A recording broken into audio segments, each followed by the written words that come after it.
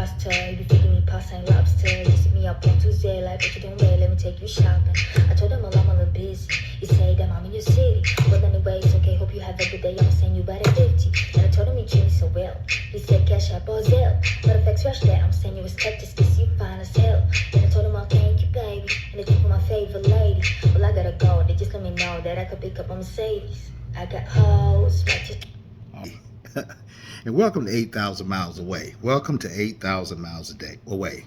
This is your host, Vic, coming at you with a new video for tonight.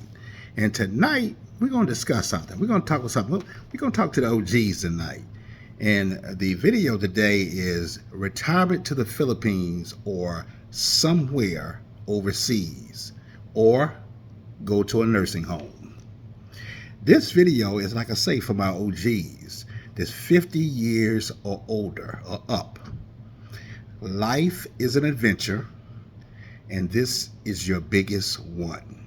So let's talk about options. Let's talk about options of retiring overseas. I have a video from the Teak Show that details retiring overseas. Let's get after it. Okay.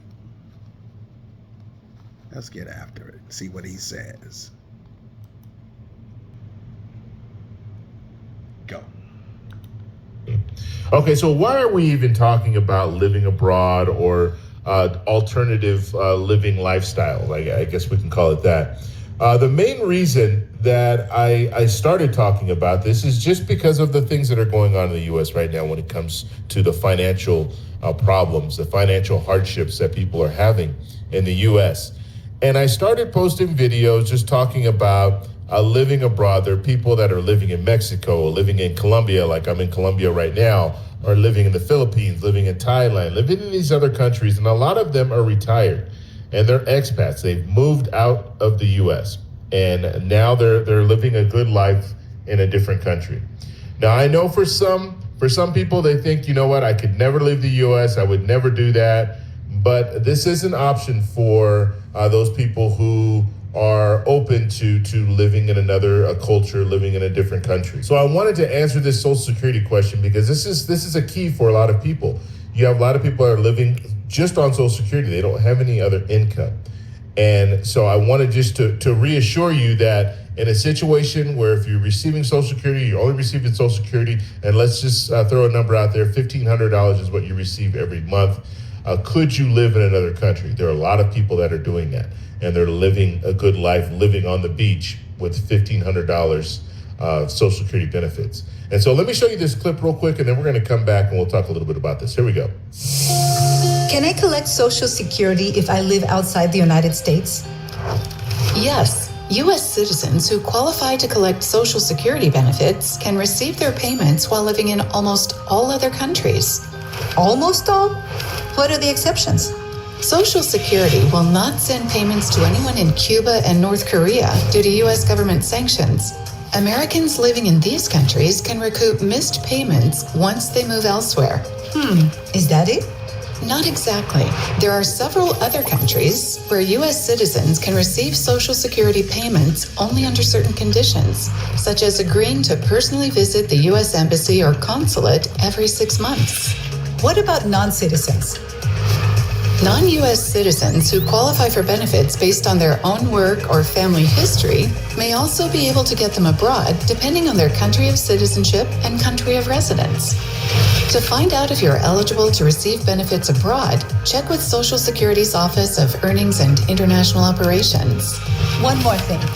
How do I actually get my benefit if I live elsewhere? Social Security can send your payment electronically to a bank in any country that has a direct deposit agreement with the U.S., as most do. Wherever you live, your benefit is still calculated in U.S. dollars, and the amount you receive may be subject to exchange rates and bank fees. To learn more, go to aarp.org/Social Security. Okay, so that was AARP. Now, I encourage you to go over to their website, and you can find out more information there. But I just wanted to talk, and not only go to AARP, but also go to the Social Security Administration. You can find out information on that website as well. Now, they didn't talk specifically about SSDI, and I've had some people ask me about SSDI. So when it comes to SSDI, you will qualify as well, but go to the Social Security Administration website, and that's where you're going to find out the most up-to-date information. When it comes to SSI does not qualify, so you cannot go out of the country and receive SSI. So if you had that question, that's something else you're going to have to. I think SSI, you can go on vacation, so you could travel, but you can't be out of the country more than 30 days or something like that. So just so you know, that's how SSI works. Now, SSDI, or when it comes to Social Security, you can still receive that outside of the country. So if I were you and you're interested in living outside of the country, find out more information by going to the Social Security website, and then you can also look at AARP. They have some more information over there.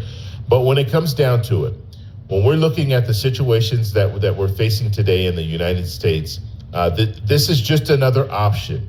Now, there are a lot of different factors that you have to think about. You have to think about family. If you have family in the U.S., you might not want to leave your family in the U.S. and go to another country. Some people do it, but you might not want to do it. You might be in a situation like me. I'm not collecting Social Security. I just retired. I have a pension that I'm collecting right now, but I want to split my time. I want to split 6 months in another country, 6 months in the U.S., 6 months in another country, 6 months in the U.S.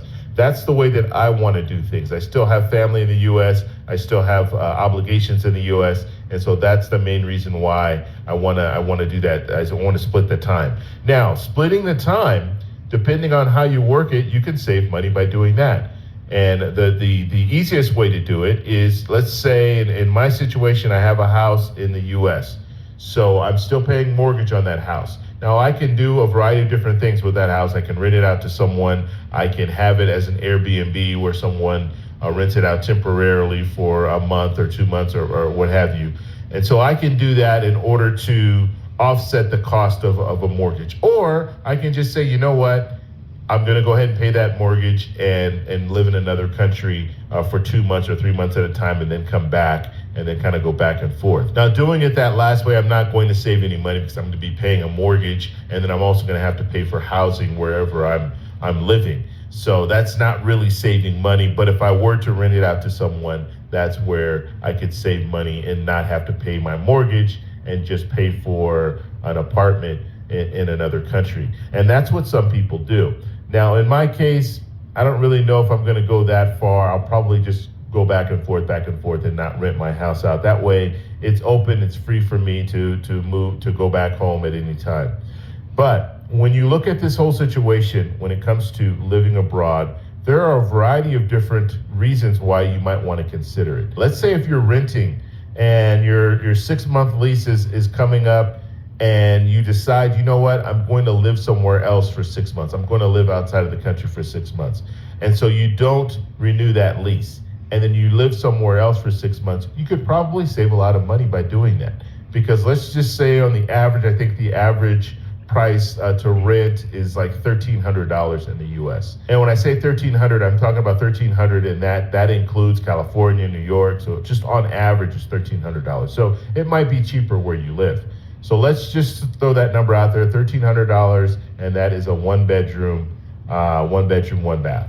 And so in the US, that's what you would pay. Now, if you go to other countries like Colombia, and I'll speak for Colombia because I'm here right now, Colombia, you're talking about $300 to $400 for a one bedroom, one bath. And that is if you're renting directly from the owner. Now, if you're going through Airbnb or something like that, it's not set up for long-term stays. So you could do a month here, a month there. But when it comes to like a 6 month lease, Airbnb is not going to set that up for you. And Airbnbs tend to be more expensive than if you were just to go to an owner and say, I would like to rent your place out, or go to a real estate agency and have them find a place for you to rent in Colombia. So $300 to $400. So you could see how much you're saving. You're saving $1,000, $900 per month just by making the decision to live in another country. Let alone the cost of food is less, the cost of going out is less. And so you can save money when it comes to that as well. And there are a lot of people that are now expats, and that's what they've done. They've moved to another country. They've moved to Mexico, Thailand, Philippines, Colombia. Those are some of the popular destinations. And they're living there on very little money, maybe $1,300 to $1,400 a month. just Social Security mainly, and that's how they're surviving. And so I just wanted to get this out here so you guys understand when it comes to Social Security, yes, you do have an option to live outside of the country. Now, there are some restrictions. You saw North Korea and Cuba, they are restricted, so you can't live there. And if you live in some other countries, you might have to go to the embassy every 6 months. So just understand that. It is available for most countries, but not all countries. So if you have any other questions about living abroad, make sure you post a comment below. And then also, if you guys have... So I'll hold it right. I want to say, that's the Teak Show. And he makes it clear that there's options to live on $1,500, and your Social Security check will get you there. So, guys, $1,500 is middle class in most countries. The Philippines is one I'm interested in. And I like the idea of renting and living 6 months in, 6 months out. I like that idea. Another idea might be better for you. But that's the Teak Show. He talks about Social Security. You want to go know more about Social Security? He's really good at his videos when it comes to that. Now, I have another video to come to the conclusion of this one, of my video, and today. And this is Calvin Roach, Sunshine Shoulders. And this is something he says about, he's from Louisville. He's a brother from Louisville that's 61 years old, has lived in the Philippines for 14 years and 5 years consistently. And this is what he says about the living in the Philippines and you know, getting above your ass in making that decision. Just check him out. I'm done. You know, and until you really tasted it, you won't even know what I'm talking about. Come over here. Get one of these tenderonis over here, one of these yummy tenderonis over here. Somewhere from 18 to 25. You'll run back and start making plans. I've seen guys do it. There's a guy right now, he's talking about hell. He was going to retire at 65. He's 62 right now. Came over here, met a 19-year-old. She done turned him out. He's getting ready to retire next month. Don't tell me I don't know what I'm talking about. I do. Because he didn't have any reason to do it. To put off. He came over here, man. It's nothing like that. They literally melt in your damn hands over here.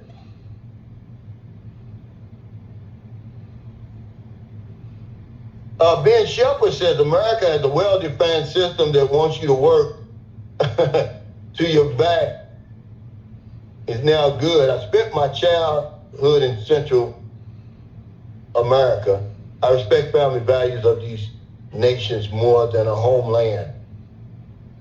Well, they want you to work until you're dead. Imagine giving somebody some advice that, it's best to retire at 70 years old. You can get, that's when the system works for you, right? It's not even 67 anymore, it's 70. If that has to be the most craziest advice anybody's ever tried to give me. But it makes good sense if you're 69. But hell, if you're 61 like me, I'm ready to turn 61. If the creek don't rise, I'm not working for no 9 more years.